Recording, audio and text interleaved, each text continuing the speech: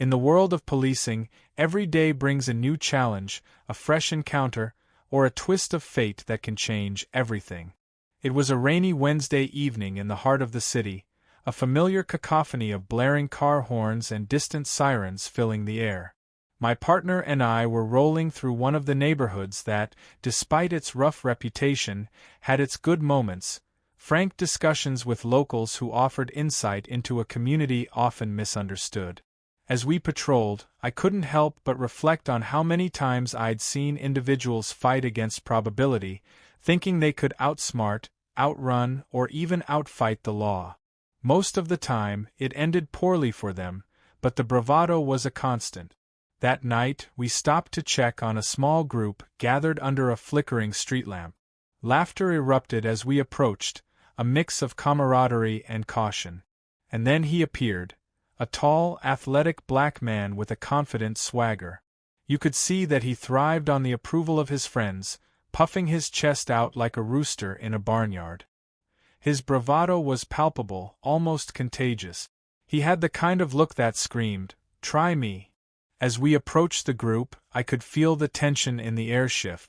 The laughter faded, replaced by an uncomfortable silence that gripped them like a vice. I introduced myself, maintaining an easygoing tone, but he wasn't having it.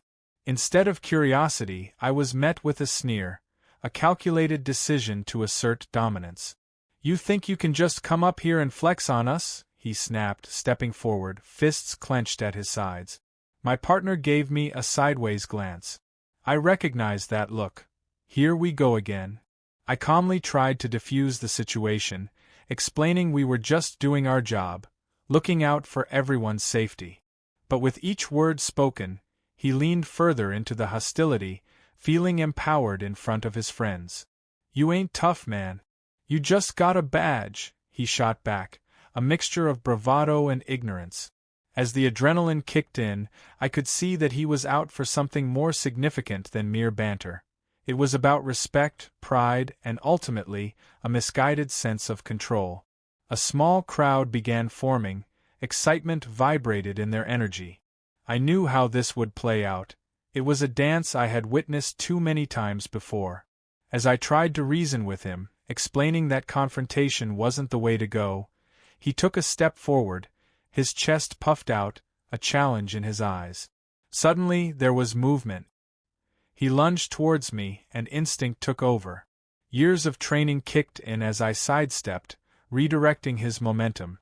Before I knew it, the situation escalated even further. I engaged him, my hand gripping his arm, attempting to pin him down to avoid a complicated confrontation.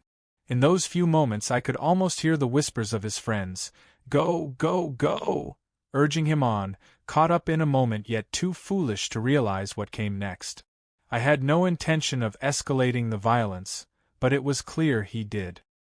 His bravado turned into desperation as I firmly but calmly brought him to the ground. For a brief moment, he thought he could surmount my strength, a last-ditch effort fueled by pride. But, in that same heartbeat, I felt a rush of relief and pity. The power struggle wasn't fair. He was simply lost amidst a weed of misguided valor. As he lay on the pavement, my weight pressing him down, the realization of his predicament washed over him. I leaned closer, my voice barely above a whisper. "You don't have to make this harder on yourself."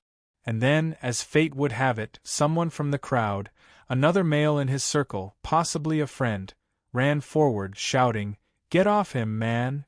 In one fluid motion, I turned, ready to defuse the inciting situation.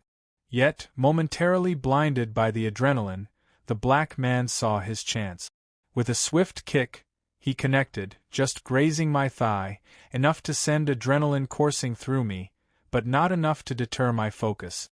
With a move that could only be described as a second-nature response, I felt compelled to respond, delivering a controlled punch during the chaos. He had dared fate, and in that brief second, he learned the cost of underestimating the situation he was in. As he laid back down, subdued and humiliated, a silence fell over the crowd. Gone were the cheers, replaced by murmurs of disbelief.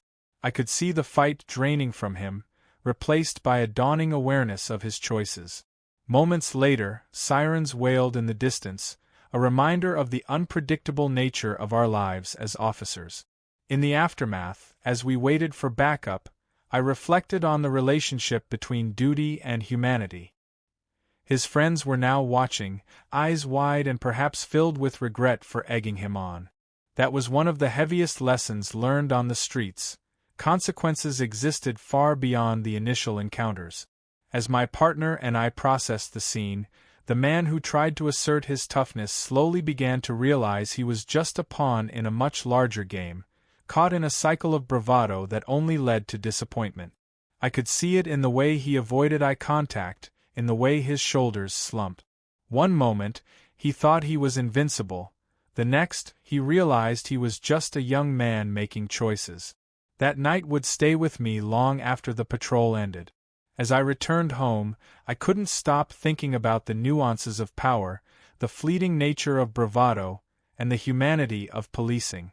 In that brief encounter, more than any physical altercation, the hardest battle was the one we often waged within ourselves, the balance between authority and empathy. The struggle didn't just lie in restraint or strength, but also in understanding the underlying issues each encounter brought forth. The young man would be back on the streets, perhaps with a bruised ego, but also a moment of clarity that could redefine his choices in the future. I hoped he would use that moment as a catalyst for change, to realize that real strength sometimes lies in choosing understanding over combativeness. In retrospect, it wasn't merely about one encounter with a tough man, it was about the myriad lives touched and the relentless pursuit of mutual respect. As officers, we walk a fine line balancing law and humanity, tough lessons disguised as fleeting moments on the gritty streets of the city. The night had unfolded like many others, and just when I thought I had seen it all, the unexpected twist hit me like a lightning bolt. After the physical confrontation with the young man, whom I later learned was named Jamal, the situation took an unexpected turn that forever changed my perspective on the complexities of policing. After securing Jamal and waiting for our backup, a familiar face emerged from the crowd, Maria, a woman who I had encountered several times before during my shift. She lived in this neighborhood and had become something of a community pillar, known for her kindness and willingness to help those in need. Maria rushed towards us, her long hair damp from the rain, her eyes wide with concern. "Is he okay?" she shouted, her voice breaking through the murmurs of the growing crowd. "You can't just hurt him like that." Maria wasn't just an onlooker. She had become an advocate for her community, someone who had earnestly tried to engage with law enforcement to foster trust and understanding. I admired her efforts, but the moment felt charged. I could sense the delicate tension swirling around us, like a brewing storm. I glanced at Jamal, who was now sitting on the curb, breathing heavily, clearly realizing the consequences of his actions. My gut told me that Maria's presence was pivotal, a potential bridge between us and the community we were tasked to serve. But would her presence diffuse the situation or escalate it further? "I'm going to talk to him," Maria said, stepping closer to Jamal without waiting for my response and kneeling beside him. "What were you thinking? You know you're better than this." Watching her intently, I felt like an observer in a fragile moment of humanity. The intensity of Jamal's bravado had transformed into vulnerability, and Maria's unexpected intervention was unraveling the fabric of hostility that had enveloped him just moments ago. "I thought I could handle it. I thought I was tough," Jamal mumbled, his pride still flickering like a dying flame. But beneath that crumbling facade lay an earnest fear, a hint of collection lost somewhere in a life defined by struggles. Maria's simple presence conveyed more than any word I could throw at him. "You're smarter than this," she said, her voice calm yet firm. "This isn't you, Jamal. This neighborhood needs you. We need you." I stood a few steps away, still in my role as officer but painfully aware of how powerless my uniform felt in the wake of a human connection. Witnessing the sincerity of their exchange boiled down to the essence of humanity, Sometimes it takes one person willing to fight for another's better self to ignite change. As Maria continued to talk to Jamal, I could hear snippets of their dialogue, each word a reminder that he was more than the choices he had just made. It became undeniably clear that the needs of our community were far greater than enforcing the law. The twists and turns of this encounter had morphed from a confrontation steeped in aggression to an opportunity for understanding. Suddenly, I found myself evaluating what it meant to wield power, not as an enforcer, but as a steward of human connection. "What do you want to do with your life?" Maria asked, her question hanging in the charged air like a lifeline thrown into rough waters. Jamal looked away, his bravado now overshadowed by an uncomfortable silence. "I wanted to be someone important," he admitted, voice low. "But you know how it is. It's hard out here." That was it, the unmistakable truth that resonated in urban communities. Fickle opportunity, years of systemic challenges, and the weight of history lurking behind every corner bore down on him.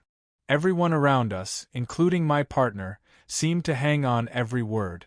With Jamal's reflective admission, the story spun deeper, layers of complexity peeling back to reveal struggles that transcended a single altercation with law enforcement. Maria engaged him with a compassion I hadn't seen before, weaving a short tapestry of hopes and dreams over the weight of mistakes. "I want to be a teacher," he revealed suddenly, catching me off guard. "Or maybe a coach someday. I don't know if that's even possible." The power of those words sank in. I realized that his defiance wasn't inherently rooted in disrespect toward the law, but rather in a louder cry for validation, for purpose. And in his pursuit of identity, he had momentarily lost his way, opting for bravado instead of seeking out the mentors or resources to uplift him. The crowd around us began to shift, murmurs of surprise rippling through as they witnessed this unexpected dialogue unfold. Maria remained steadfast, her voice unwavering.